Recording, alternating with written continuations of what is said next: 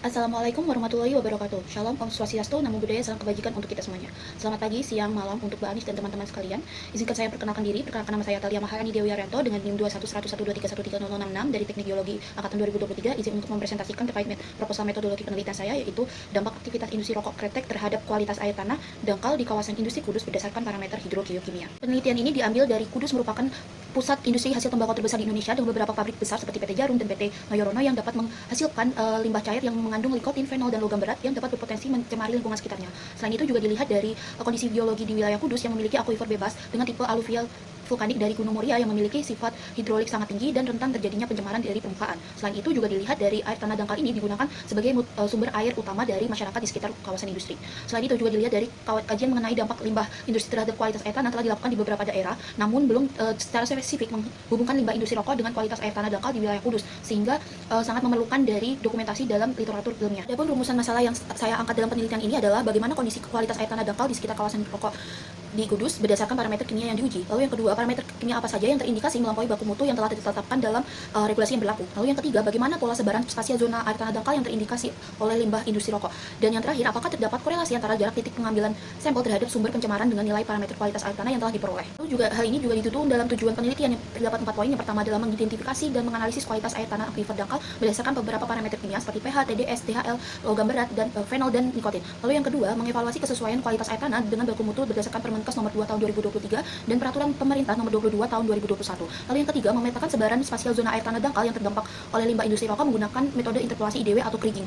Lalu yang terakhir, menganalisis korelasi antara jarak titik sumur terhadap sumber pencemaran dengan nilai parameter kimia air tanah yang telah diperoleh. Masuki outline selanjutnya, yaitu manfaat penelitian dan ruang lingkup. Pada manfaat penelitian terdapat 3 aspek besar yang dapat digunakan. Yang pertama, secara ilmiah, penelitian ini dapat digunakan sebagai data dasar hidrogeologi di kawasan industri dan perkotaan sebagai studi lanjutan. Lalu secara kebijakan dapat menjadi masukan bagi pemerintah daerah Kabupaten Kudus dalam pengelolaan dan perlindungan sumber air tanah di kawasan industri. Lalu secara sosial, penelitian ini dapat menjadi informasi tambahan terkait kelayakan kualitas air tanah dalam aquifer dangkal di sekitar kawasan industri yang dimanfaatkan oleh masyarakat sehari-hari. Lalu untuk ruang lingkupnya sendiri, penelitian ini dilakukan di lokasi Kecamatan Jati dan Kecamatan Kota Kabupaten Kudus, Jawa Tengah, yang dimana menjadi sentra utama dalam pembuatan rokok. Lalu yang kedua, sampel yang digunakan akan diambil dari 30-50 sumur gali atau bor dangkal dengan proporsi sampling yang dibagi menjadi 3 zona jarak, yaitu zona 1, zona 2, dan zona 3 yang dengan periode sampling dilakukan 2 kali pada musim hujan dan musim kemarau. Lalu untuk parameter kimia yang diambil adalah pH, TDS, DHL, logam berat, dan fenol. Lalu untuk regulasi acuannya itu dilihat dari Permenkes nomor 2 tahun 2023 dan PP nomor 22 tahun 2021. Dan terdapat tujuan pustaka yang saya gunakan, terdapat 5 referensi yang dimana dapat menjadi dasar dalam merencanakan kerangka berpikir penelitian serta memperkuat analisis terhadap dampak aktivitas industri rokok kretek terhadap kualitas air tanah dangkal di kawasan industri Kudus. Yang dimana terdiri dari Suwarti dan Wikarno pada 1992 yang membahas tentang litologi wilayah Kudus. Lalu yang kedua, Putranto dan kawan-kawan pada tahun 2019 yang membahas terkait CAT Pati dan Rembang. Lalu yang ketiga terdapat Siregar dan Kiswiranti pada tahun 2020 yang membahas dari penurunan kualitas air tanah terkait limbah industri di Bergas Semarang. Lalu terdapat Sitogasa dan Alim pada tahun 2023 yang membahas terkait komposisi limbah industri dengan logam berat. Lalu yang terakhir adalah Prayogo dan kawan-kawan pada tahun 2021 yang membahas terkait korelasi pencemaran air dengan limbah industri di daerah aliran sungai Diwak, Jawa Tengah. Masuk ke landasan teori, yang pertama adalah secara hidrogeologi dan geologi regional. Wilayah Kudus ini terdapat berada pada sistem aquifer dataran aluvial pantai utara Jawa Tengah yang tersusun dari 2 lapisan, yaitu aquifer bebas dan aquifer tertekan, di mana dengan material penyusun berasal dari endapan vulkanik Gunung Muria seperti breksi, tuf lava yang menghasilkan konduktivitas hidrolik tinggi. Lalu untuk arah aliran air tanahnya dapat mengikuti dari bentuk topografi, yaitu bergerak dari zona imbuhan di lereng Gunung Muria ke arah selatan menuju dataran rendah dan berakhir ke Laut Jawa di bagian utara. Lalu untuk struktur geologinya sendiri tidak ditemukan secara signifikan seperti sesar besar, namun sehingga aliran lebih dikontrol oleh gradient hidrolik dan litologi aquifer. Ada metodologi penelitian pada tahap persiapan dan pengambilan data lapangan, yang dimana pada tahap persiapan itu dilakukan pengumpulan data sekunder seperti peta geologi lembar, lalu peta hidrogeologi, data kependudukan, tata guna lahan, dan inventarisasi sebaran industri rokok aktif dari Dinas Perindustrian. Lalu yang kedua itu melakukan survei rekonensan dan memilih dari titik prospek lokasi sumur yang layak untuk disampling.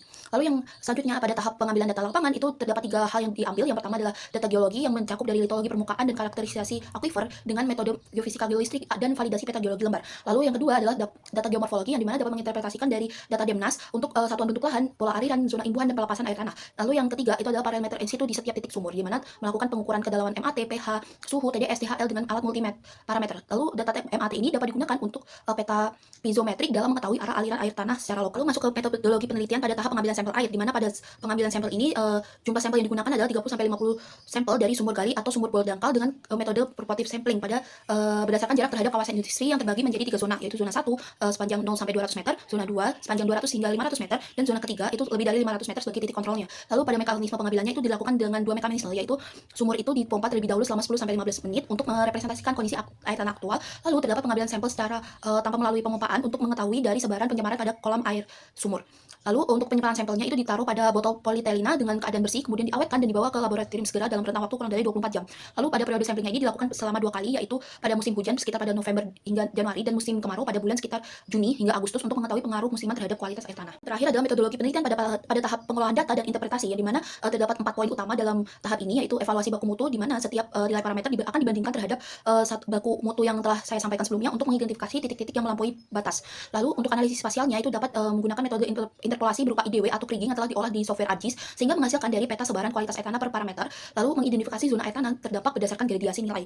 Lalu pada analisis korelasi ini menggunakan jarak titik sampling terhadap sumber pencemaran dengan nilai setiap parameter hidrogeokimia untuk menentukan ada atau tidaknya pola penurunan kualitas air tanah seiring jarak yang semakin dekat. Lalu yang terakhir adalah pada peta muka air tanah ini terdapat data-data piezometrik dari setiap titik sumur, di mana pada peta MAT dan arah aliran air tanah lokal akan dikorelasikan dengan peta sebaran pencemaran dan validasi kesesuaian pola aliran dan distribusi kontaminasi. Kemudian adapun jadwal penelitian yang sekiranya dapat dilakukan nantinya, pada pertama ada studi pustaka dan persiapan survei rekonesan dan penentuan titik sampling yang dilakukan sekitar pada bulan Agustus hingga Oktober pada tahun 2026. Lalu yang kedua pada sampling musim hujan dan analisis laboratorium tahap 1 itu dilakukan sekitar pada bulan Oktober hingga Desember 2026. Lalu yang ketiga itu sampling musim kemarau dengan analisis laboratorium tahap 2 itu pada bulan Januari hingga Maret 2027. Lalu yang keempat itu pengolahan data dan analisis spasial interpretasi hasil dilakukan pada bulan Maret hingga Mei 2027, dan terakhir adalah fiksasi interpretasi dan penulisan laporan penelitian yang dilakukan pada bulan Mei hingga Juni 2027, sehingga kurang lebih dari penelitian ini membutuhkan waktu 1 tahun.